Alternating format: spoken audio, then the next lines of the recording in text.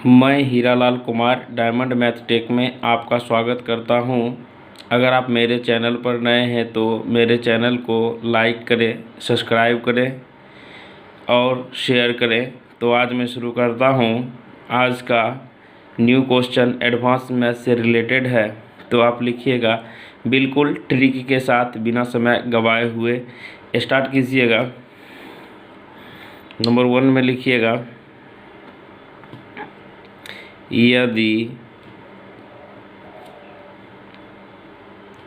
दो वर्गों के विकर्णों का अनुपात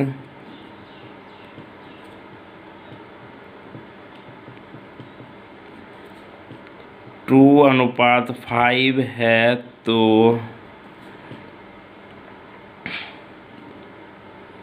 उनके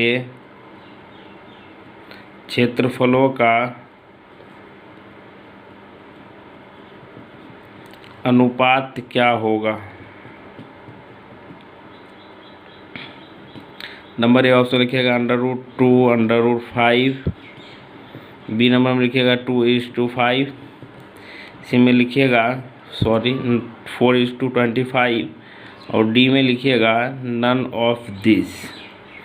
तो ऐसे क्वेश्चन में मैंने दोस्तों कल बताया था कि अगर आपको क्या कहते हैं भुजा का अनुपात दिया हुआ रहे या विकर्ण का अनुपात दिया रहे तो आपको क्या करना, क्षेत्रफल पूछेगा। चूँकि एक समझा देता हूँ मैं, चूँकि आप क्षेत्रफल का देखिए सबसे पहले अगर परिमाप होता है तो परिमाप का यूनिट आप क्या लिखते हैं, मानिए cm है तो पावर cm पर पावर 1 रहता है।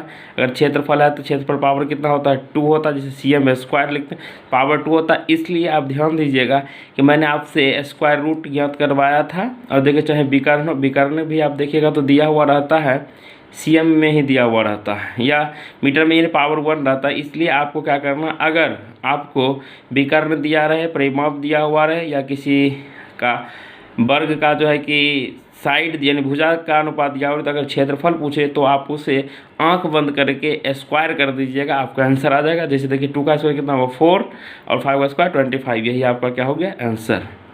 सिर्फ क्वेश्चन देखिए, आंसर मारिए। नेक्स्ट क्वेश्चन लिखिएगा दो वर्गों के क्षेत्रफल का अनुपात 16:1 है तो परिमिति का अनुपात बताएं। परिमिति का अनुपात ज्ञात करें। नंबर ए ऑप्शन लिखिएगा 1:3। बी में लिखिएगा 3:4। सी में लिखिएगा 4:1। डी में लिखिएगा 16:1। अभी तुरंत मैंने आपको बताया था कि अगर क्षेत्रफल का अनुपात दिया हुआ परिमिति का पूछे तो देखिए यहाँ पर क्या होता है, क्षेत्रफल का cm स्क्वायर होता है, परिमिति में देखिए सिर्फ पावर 1 होता है। इसलिए इसका स्क्वायर रूट याद कर लीजिएगा। स्क्वायर रूट कितना होता है 16 का 4 हो जाता है और 1 का 1 होता है। इसलिए आपका आंसर क्या हो जाएगा 4:1। सीधा सीधी बात है, अगर क्षेत्रफल का अनुपात दिया है, अगर परिमिति हो या भुजा हो या विकर्ण का अनुपात पूछे तो इसका स्क्वायर रूट कर दीजिएगा, वही आपका आंसर हो जाएगा। तो नेक्स्ट क्वेश्चन लिखिएगा। एक और उसी तरह का मैं क्वेश्चन करवा देता हूँ। दो वर्गों के क्षेत्रफल का अनुपात 225/256 है तो इसकी परिमिति का अनुपात ज्ञात करें। ऑप्शन ए लिखिएगा 225:256। बी में लिखिएगा 256:225। सी में लिखिएगा 15:16 और डी में लिखिएगा 16:15। तो आप घबराइएगा नहीं, आसानी से बनाइएगा। देखिए 200 क्या दिया, क्षेत्रफल का अनुपात दिया हुआ है, परिमिति पूछ रहा है, कोई दिक्कत नहीं। 215 किसका स्क्वायर होता है 15 का स्क्वायर होता है। और देखिए 256 16, आप गलत मत मारिएगा, 16:5 दिया हुआ है। इसका ऑप्शन आपका सी हो जाएगा। तो क्वेश्चन नंबर आगे 4 लिखिएगा। लिखिए यदि, अब मानिए हम लोग त्रिभुज की बात करते हैं, लिखिएगा यदि किसी त्रिभुज की ऊंचाई में 5% वृद्धि की जाए तथा इसके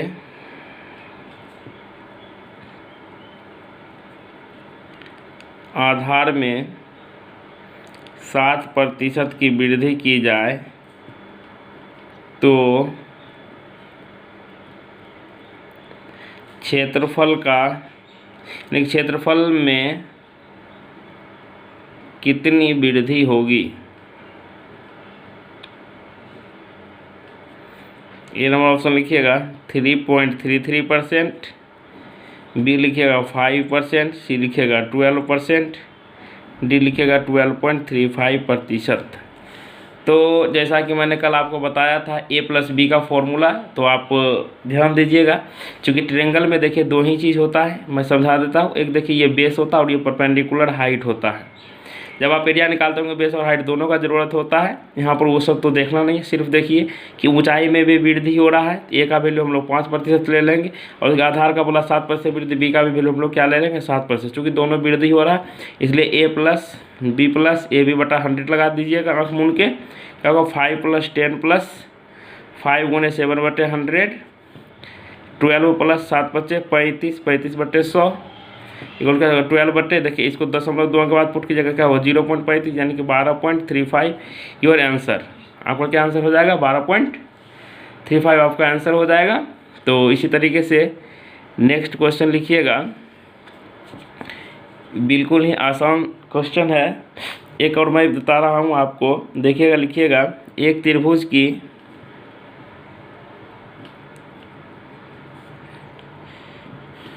ऊंचाई 40% कम करने तथा आधार की लंबाई में 40% की वृद्धि करने पर इसके क्षेत्रफल पर क्या प्रभाव पड़ेगा। तो आपको सोचना नहीं है, बस a+b+ab/100 लगा देना। लेकिन देखिए बोला कि ऊंचाई को कम करना है, कम मतलब घटा में जाएगा, और देखिए इसको बोला बढ़ाना, वृद्धि करना है बी को, कोई दिक्कत नहीं लगा दीजिए। देखिए -40 प्लस क्या हो जाएगा 40 माइनस क्या हो जाएगा 40 × 40, चूँकि देखिए प्लस गुना माइनस क्या माइनस आ जाएगा, बटे क्या होगा 100, 2 0 से 2 0 कट गया। देखिए 40 प्लस में माइनस में 4 चौके कितना होगा 16। देखिए माइनस में आंसर आया। माइनस का मतलब आप क्या समझते हैं कि 16% की क्या होगी 16% की कमी होगी।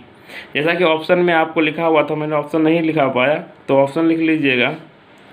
देखिए ऑप्शन लिखा हुआ है, ए नंबर दिया हुआ था कोई नहीं, बी में दिया हुआ था 8% की कमी होगी, सी नंबर में लिखा 16% की कमी होगी, और डी में लिखा था 16% की वृद्धि होगी।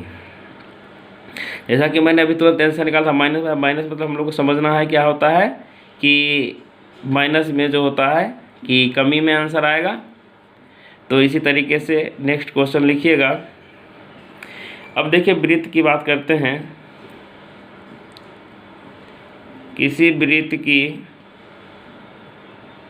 परिधि में या परिधि को 50% कम कर दिया जाए तो इसके क्षेत्रफल पर क्या प्रभाव पड़ेगा। तो देखिए ए नंबर लिखिएगा ऑप्शन 12.5%, बी लिखिएगा 25%, सी लिखिएगा 50% और डी लिखिएगा 75%। तो देखिए आप जैसा कि हमें बताया था कि आपको a+b का फॉर्मूला लगा देना है। लेकिन देखिए कि वृत्त की परिधि यानी कि अब देखिए वृत्त की बात अगर आ जाए तो वृत्त में देखिएगा क्या होता है त्रिज्या होता है, व्यास होता है, परिधि होता है। अगर इस सबको कम कर दिया जाए तो देखिए सब सेम होता है, इसलिए ए का भी वैल्यू सेम मानिएगा, बी का भी वैल्यू सेम, यानी कि दोनों का वैल्यू क्या हो जाएगा सेम हो जाएगा।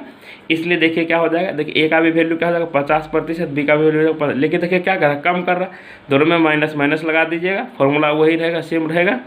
क्या हो जाएगा a+b यानी a+b+ab/100 -50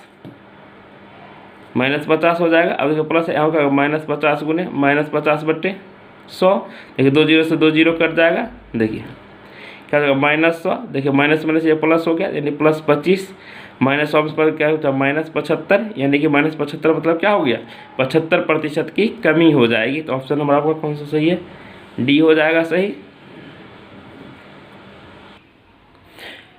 तो नेक्स्ट क्वेश्चन लिखिएगा, किसी वृत्त की त्रिज्या में 30% कमी कर दी जाए तो क्षेत्रफल पर क्या प्रभाव पड़ेगा? तो ए नंबर ऑप्शन लिखिएगा 30%, बी में लिखिएगा 60% और सी में लिखिएगा 45% और डी में लिखिएगा नन ऑफ दिस।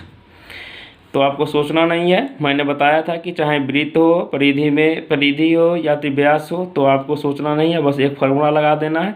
लेकिन अगर कम कर दिया जाए तो दोनों में माइनस का साइन लगाएंगे। जैसे कि देखो -30% हो जाएगा, बी का वैल्यू -30% हो जाएगा। तो लगा दीजिए फार्मूला, क्या हो जाएगा -30 अब देखिए यहाँ पर क्या हो जाता है +30 गुने 30 बट्टा क्या हो जाएगा 100, 2 जीरो से जीरो कट जाएगा तो -30 -60 और प्लस क्या हो जाएगा 9, यानी देखिए कितना हो जाएगा -51% आ गया। यानी कि -51 पर माइनस मतलब क्या होगा 51% की कमी होगा। इसलिए आपको ऑप्शन तो कुछ नहीं मिला, तो ऑप्शन नंबर कौन सा सही है? डी सही है। तो उसी तरीके से नेक्स्ट क्वेश्चन लिखिएगा 8 नंबर। तो अब देखिए लिखा हुआ है, दो वृत्त की परिधियों का अनुपात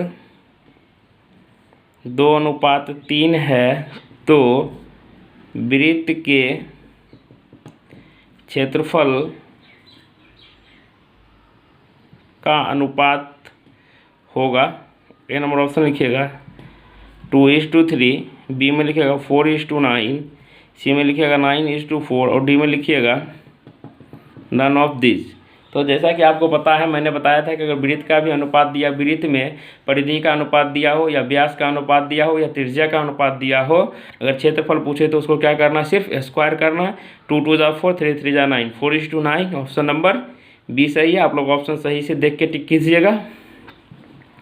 और 9 नंबर लिखिएगा क्वेश्चन, दो वृत्त के क्षेत्रफलों का अनुपात 4:9 है, तो परिधियों का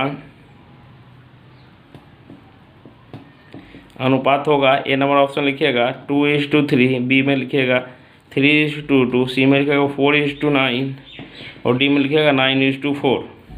तो आपको मैंने बोला था अगर क्षेत्रफल का अनुपात दिया हो, परिधि का अनुपात पूछे या व्यास का अनुपात या त्रिज्या का अनुपात पूछे, तो आपको कुछ नहीं करना है, सिर्फ इसका स्क्वायर रूट कर देना है। तो स्क्वायर रूट क्या हो जाएगा, देखो 4 से 2 बाहर आ जाता है और 9 से 3 बाहर आ जाता है, इसलिए क्या हो जाएगा 2:3 आपका आंसर हो जाएगा। तो लास्ट क्वेश्चन लिखिएगा, एक वृत्त की त्रिज्या में 10% कमी कर दी जाए तो इसके क्षेत्रफल में कितने प्रतिशत कमी होगी? ए नंबर ऑप्शन लिखिएगा 10%, बी लिखिएगा 19%, सी लिखिएगा 20% और डी लिखिएगा 36%। तो आपको कुछ नहीं करना, 10% का कमी है तो दोनों सेम लेंगे तो क्या हो जाएगा -10 यहाँ प्लस, यहाँ क्या हो जाएगा -10 गुने -10/100, तो 2 जीरो कट जाएगा। देखो -10 क्या हो जाएगा -20, माइनस प्लस में से 1 जाएगा, क्या बचेगा -19 का मतलब क्या हो जाएगा 19% की क्या हो जाएगी क्षेत्रफल में कमी होगी। जैसा कि ऑप्शन में आपने बी देखा, बी नंबर। यानी कि इससे आपको क्या पता चला कि अगर आंसर नेगेटिव आता है तो वह जो है क्या हो जाएगा कि वह माइनस में यानी कि कमी होगी। अगर आंसर पॉजिटिव में आता हो तो क्या होगा, वह मेरा जो है बिल्कुल आंसर वृद्धि में होगा।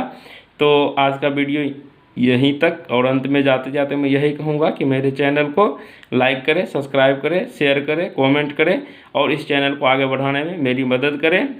तो इसी तरह का वीडियो मैं लेके आता रहूँगा आपके लिए। थैंक यू, धन्यवाद। जय हिंद, जय भारत।